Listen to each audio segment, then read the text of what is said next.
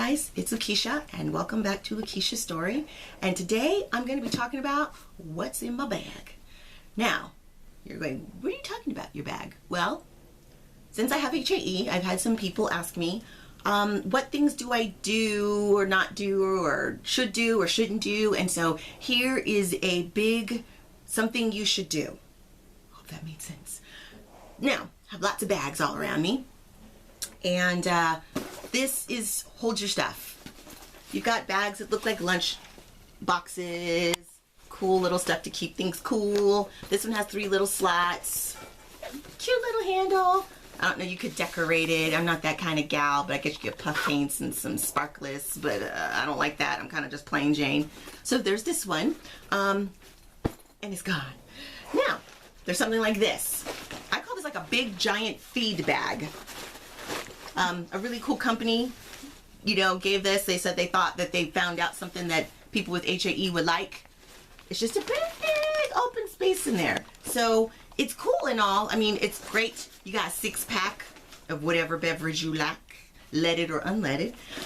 It holds it fine, keeps things really nice and cold. However, when you put your stuff in there, it's like a goodie grab bag. You just kind of close your eyes and hope you pull out what you need. So if it's something real quick, fast, hardly anything in it, this is a great bag to have.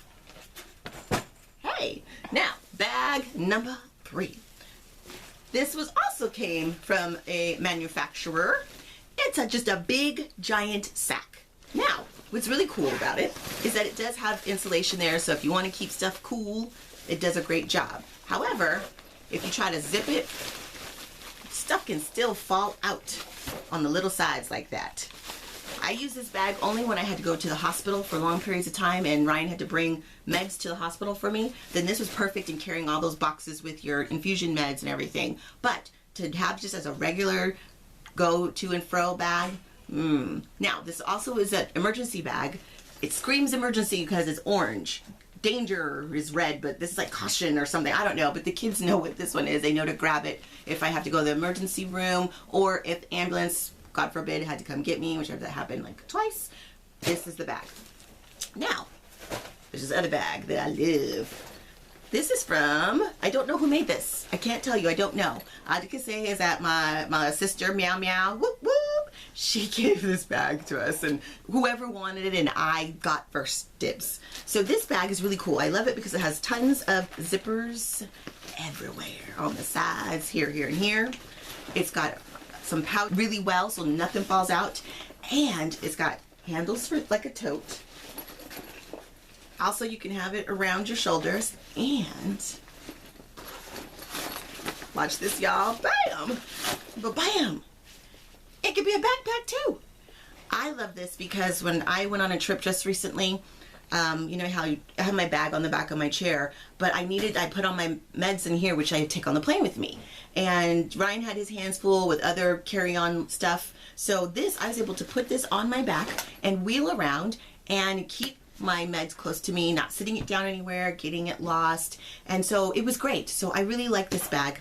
I want to look for something else just because I want to see if I could find things that maybe have more compartment stuff inside, but I don't know. When I find that bag, I will let y'all know. We'll do a whole thing and do an unveiling and confetti and everything for it. But so far, this happens to be my favorite bag. It's kind of like my transformer bag, if you will. Please don't come and get me because I said transformer.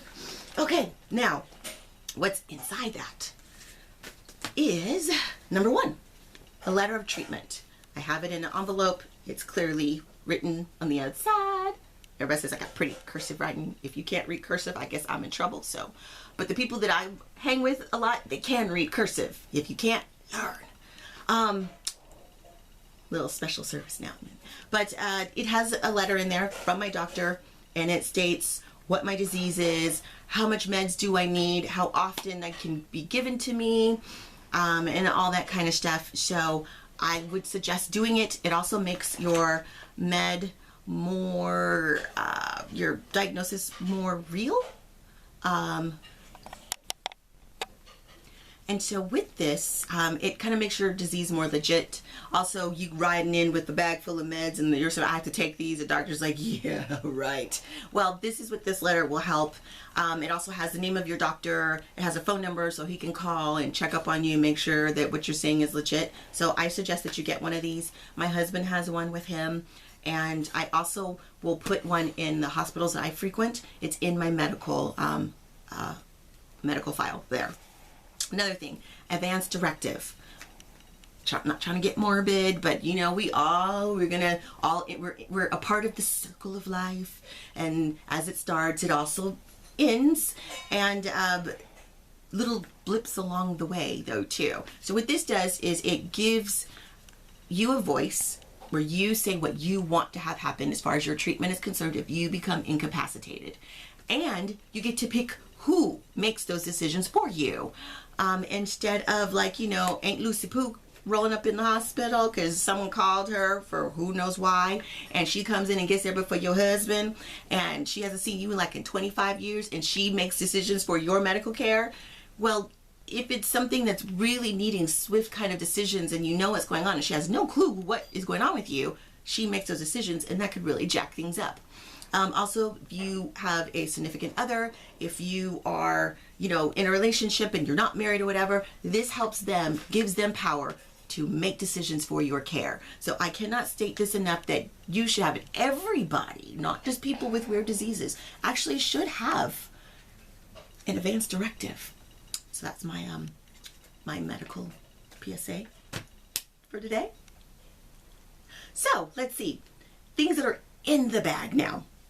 I have this kind of list of stuff. You should have a list of all your medications. You should, whether you're HAE or not, all medications, the dosage, the frequency of how much you take this. Forgive me if I'm looking down, but I got notes, y'all. If you're allergic to a medication, that also needs to be on that list, and tell them what the reaction is. You know, if you get hives, but you get them all over, don't just say, oh, I get little hives. Say severe hives. You know, if you vomit, you get nauseous. If your throat closes, you get anaphylaxis, like I do for certain medications. It needs to be on there so they don't give it to you and cause more problems. So that is something to do. Let's see. And you should have, what else do I have in my bag, y'all? Also, you should have a name of emergency contacts. The names, the phone numbers, and their addresses, so that they know who to call and to contact for whatever reason, and that you also alert those people and that they know that they're your medical emergency contact. You know what, it's so bad if you put somebody's name on there and then they have no clue and they don't even know anything about you. Make sure it's someone that's recent and you have a communication with them, and it's not someone from 15 years ago, because they may not know who you are, or God forbid they're not here anymore. So make sure it's an up-to-date one. Let's see, what else, y'all? Now, my medications that I like to have in my bag. I have different ones. I have a sub-Q one that this pre-filled syringe, so I have that in the bag.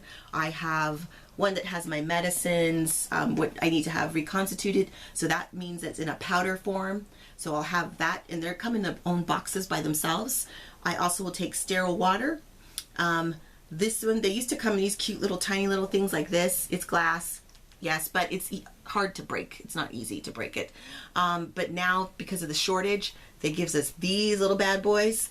Only sad thing about it is you can only take out the amount that you need, and then if you don't use all this, which I don't for my infusions, I have to throw it away.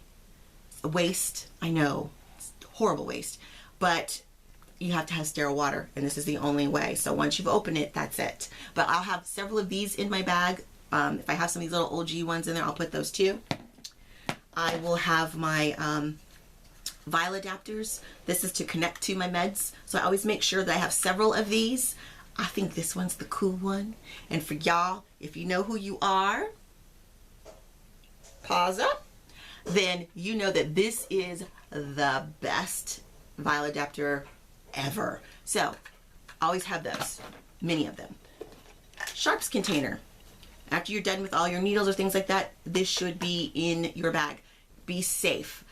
Safety for you and safety for others. It's very horrible. Just take a needle that you've had in yourself and then throw it in a trash can for someone to get stuck, God forbid. So always have a sharps container with you. If you don't, put it in some paper towels, wrap it up, put it in a Ziploc bag, and then take it home and then get rid of it. Cold packs. This is one really cool ones that you can find. You can get them on medical things. I'll maybe find out where and I'll put it down in the description.